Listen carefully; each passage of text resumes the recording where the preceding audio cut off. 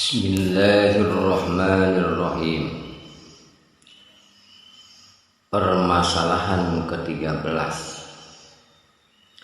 Apakah anak-anak juga mendapatkan pertanyaan di dalam kubur? Para ulama berbeda pendapat dalam perkara ini, yaitu terbagi menjadi dua pendapat di kalangan sahabat Imam Ahmad. Alasan yang mengatakan bahwa mereka ditanya di dalam kubur adalah karena disyariatkan sholat, doa, serta permohonan kepada Allah Subhanahu wa Ta'ala agar mereka terhindar dari siksa kubur.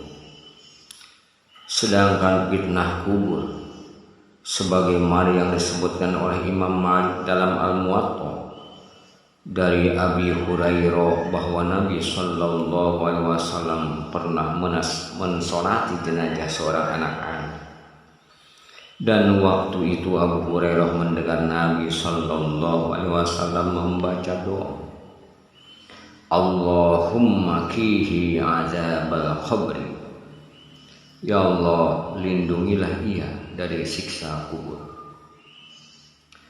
Mereka juga berhujjah dengan hadis yang diriwayatkan oleh Ali bin Ma'bad dari Aisyah bahwa ada jenazah anak-anak yang melewati depan rumah Aisyah. Kemudian beliau menangis. Ada seseorang yang bertanya kepadanya, apa yang membuatmu menangis wahai Ummul Mukminin? Beliau menjawab, anak ini yang membuatku menangis. Itu karena rasa sayangku kepadanya dari siksa kubur. Mereka juga berhujjah dengan hadis yang diriwayatkan oleh Hannad bin Ash'ad telah menceritakan kepada kami Abu Muawiyah dari Yahya bin Sa'id bin Al-Musayyib dari Abu Hurairah, jika beliau mensolati jenazah orang yang banyak berbuat kesalahan atau dosa, beliau berkata, ya Allah, selamatkanlah ia dari siksa kubur. Allah telah menyempurnakan akal mereka agar mereka mengetahui kedudukan diri mereka sendiri, dan mereka diberikan ilham dengan jawaban dari pertanyaan yang disampaikan kepadanya. Dalam perkara ini telah banyak hadis yang menjelaskan akan hal tersebut, bahwa mereka akan diuji di akhirat kelak. Disebutkan oleh Al-Asy'ari dari pengikut Ahlus Sunnah dan Hadis, jika mereka mendapat pertanyaan di akhirat, maka tidak akan terhalangi bagi mereka untuk tidak mendapatkan pertanyaan di kubur.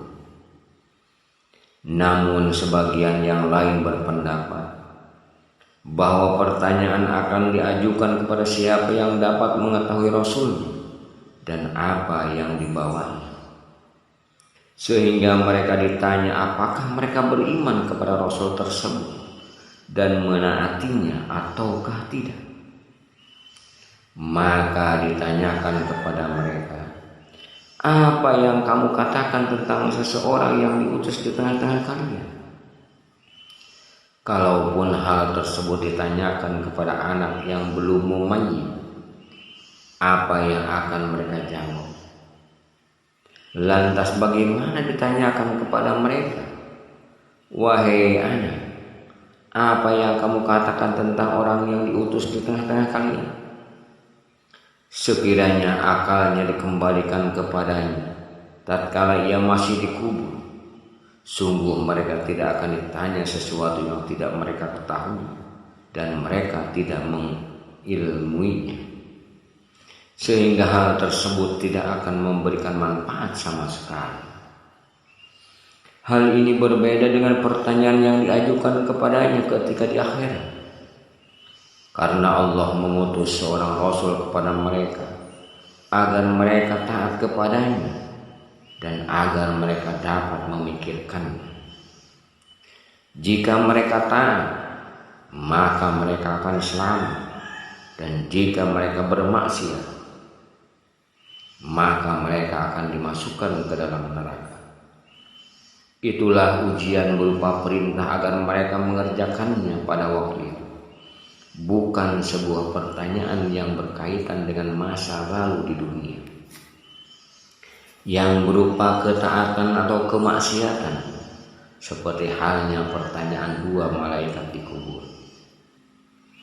Adapun tentang hadis Abu Hurairah bahwa yang dimaksud dengan siksa kubur bukanlah hukuman kepada anak tersebut karena mereka meninggalkan ketaatan dan berbuat durhaka.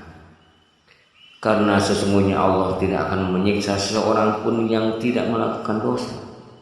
Akan tapi siksa kubur yang dimaksud di sini bisa jadi sebuah penderitaan yang dirasakan oleh si mayit disebabkan karena yang lain, walaupun bukan berupa siksaan dari sebuah amalan yang ia lakukan, sebagaimana yang disabdakan Rasulullah SAW.